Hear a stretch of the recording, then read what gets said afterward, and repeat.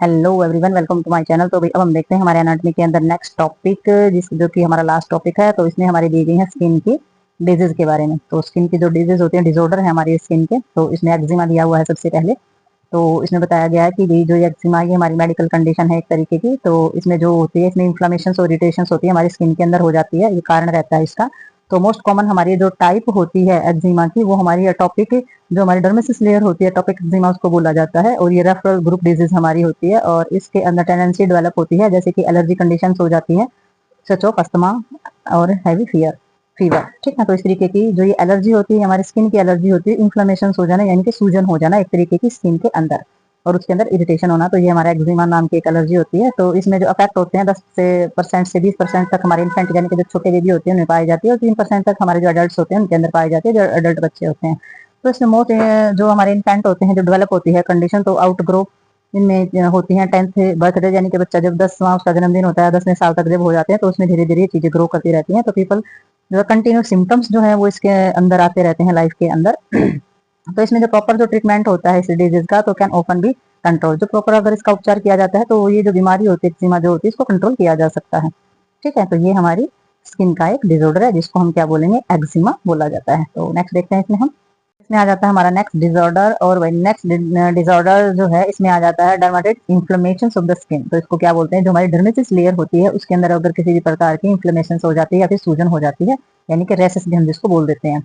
ठीक है, तो इसमें कारण क्या क्या रहता है, इसमें कारण हमारा रहता है कॉन्टैक्ट जो हमारा डर्मेटिस के अंदर, तो नंबर ऑफ हेल्थ, इसमें जो कंडीशन होती है एलर्जी की होती है, जेनेटिक फैक्टर भी इसका कारण हो सकते हैं, इरिटेंट चीजें भी हो सकती हैं, और responsible of the causes of dermatitis. तो इसमें ये कारण रहते हैं सारे के सारे, जेनेटिक फैक्टर हो सकते हैं, एलर्जी हो सकती है, इरिटेंट चीजें जो है वो इसकी जिम्मेदार हो सकती है इस प्रॉब्लम की। तो इसमें सेवरल टाइप जो होते हैं डर्मेटिस की, तो वो हमारी स्किन के अंदर पाई जाती है। बेस ऑफ फैक्टर जो ट्रिगर करते हैं हमारा जो रिएक्शन लाते हैं स्किन के अंदर, तो वो हमारी कुछ चीजें इसमें पाई जाते हैं, जैसे कि इसमें क्लीनिंग प्रोडक्ट्स लाइक, यानी कि क्लीनिंग प्रोडक्ट्स यानी कि जो हमारे शरीर को ही साफ करने वाले जो प्रोडक्ट होते हैं ना, कई बार उनकी वजह से जो एलर्जिक जो रिएक्शंस जो चीजें आ जाती हैं, वो कौन कौन सी होती है। स्किन सोप, जिस साबुन से हम नहाते हैं उसकी वजह से हमारी स्किन पे प्रॉब्लम हो सकती है। डिटर्जेंट, कोई सर्फ वगैरह है, जो कपड़े धोने वाले हमारे होते हैं, और भी हम कई चीजों में इस्तेमाल करते हैं, तो डिटर्जेंट भी ऐसा हो सकता है हमारा, लॉन्ड्री सोप भी हमारा ऐसा हो सकता है, और ब्लीच। ठीक है, तो ये हमारी कुछ चीजें ऐसी होती है, इनके अंदर कुछ पाए जाने वाले ऐसे सब्सटेंसेस, ऐसे प्रॉपर्टी या ऐसे केमिकल्स होते हैं जो हमारी स्किन को हार्म करते हैं।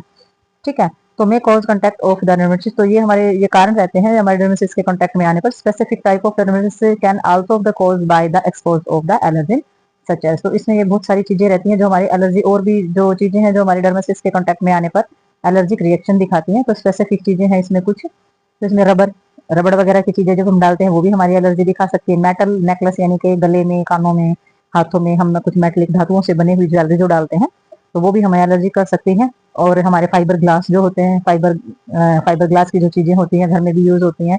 कुछ ज्वेलरी हमारी ऐसी होती है, कोई कॉस्मेटिक चीजें, कॉस्मेटिक में सारी की सारी जैसे क्रीम, फेस पाउडर या कुछ ऐसी कॉस्मेटिक चीजें हो जाती है हमारी।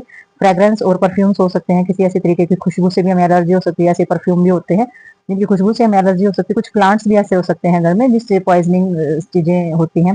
और कुछ कॉमन इंग्रेडिएंट्स होते हैं फाउंड ऑफ द टॉपिकल से एंटीबायोटिक्स क्रीम नियोमाइसिन। तो इसमें कुछ कॉमन इंग्रेडिएंट होता है, मतलब ये सारी चीजें, इसमें एक इंग्रेडिएंट होता है जिसको हम नीमोमाइसिन बोलते हैं, टॉपिकल से एंटीबायोटिक, जो कि क्रीम के अंदर जो सब्सटेंसेस पाया जाता है, अगर ये इंग्रेडिएंट्स है तो वहां पर एलर्जिक सिम्टम आते ही आते हैं। तो ये जो होता है ये एलर्जी का साइन होता है।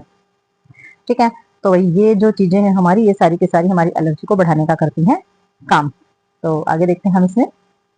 नेक्स्ट आ जाती है हमारी स्किन कैंसर। तो स्किन कैंसर में हम देख लेते हैं, स्किन कैंसर को मोस्ट कॉमन बोला जाता है नियोप्लाज्म के रूप से जाना जाता है। जो हमारे टिश्यूज के अंदर होती है वो ट्यूमर बोली जाती है, और जो हमारी स्किन के अंदर होती है वो नियोप्लाज्म के नाम से जानी जाती है। तो ये name after the type of skin cells and which they arise, तो ये हमारी स्किन में अराइज होती है हमारे सेल्स के अंदर। बासल सेल कैंसर जो है वो ओरिजिनेट होते हैं इसमें।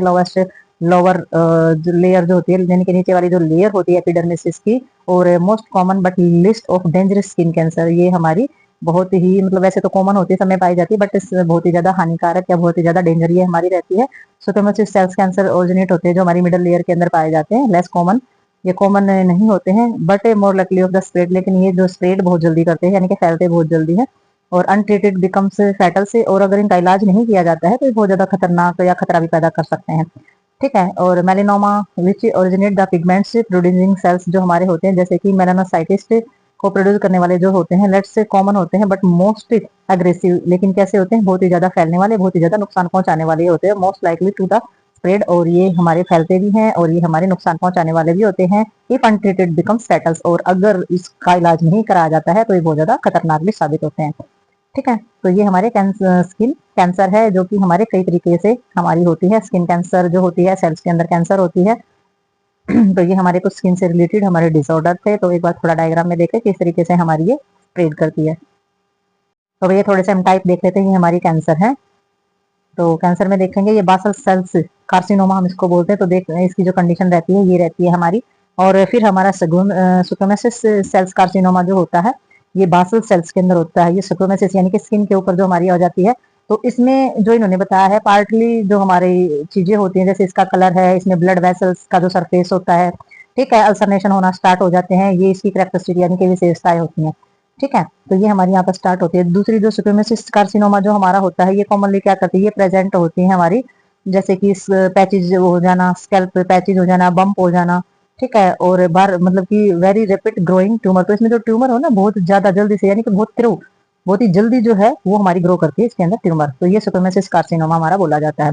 नेक्स्ट हमारा हो जाता है मेलिगेंट्स और मेलिनोमा। तो मेलिगेंट्स में हो जाता है अबनॉर्मल ग्रोथ होना। तो इसमें कॉमन जो अपीयरेंस होती है हमारी, तो इसमें जो जितना भी हमारा एरिया होता है इनरेगुलर से जो हमारा बॉर्डर होता है कलर वेरिएशन से हो जाती है इसके अंदर gather of the 6 mm of diameter, यानी कि बहुत ज्यादा मात्रा में फैलना और बहुत अबनॉर्मलिटी के साथ जो है ये स्प्रेड होती है। तो इसमें देख सकते हैं कि ये किस तरीके से हमारी स्प्रेड हो रही है। तो ये हमारे मेलिगेंट होता है। मेलिगेंट का मतलब हो जाता है स्प्रेड होना, फैलना, अबनॉर्मल तरीके से टिश्यूज का फैल जाना। तो इसमें देख सकते हैं हमारी अलग अलग कंडीशन होती है। इसमें जो होता है ब्लड वेसल्स और स्कार अल्सरेशन हो जाते हैं, और इसके अंदर जो ट्यूमर होती है बहुत जल्दी से स्प्रेड करती है और ये तो फिर फैलकर बहुत ज्यादा एरिया को कवर कर लेती है। तो ये हमारे कैंसर, बासल सेल, स्क्लेरोसिस और मेलिगेंट जो है ये कैंसर की टाइप होती है, बट स्किन के अंदर की ही ये हमारी कैंसर होती है जिसे हम नियोप्लाज्म के नाम से जानते हैं। तो ये हमारा जो स्किन का जो चैप्टर है ये हमारा यहीं पर कंप्लीट होता है। तो मिलते हैं नेक्स्ट चैप्टर में और नेक्स्ट वीडियो के साथ। तब तक के लिए बाय बाय।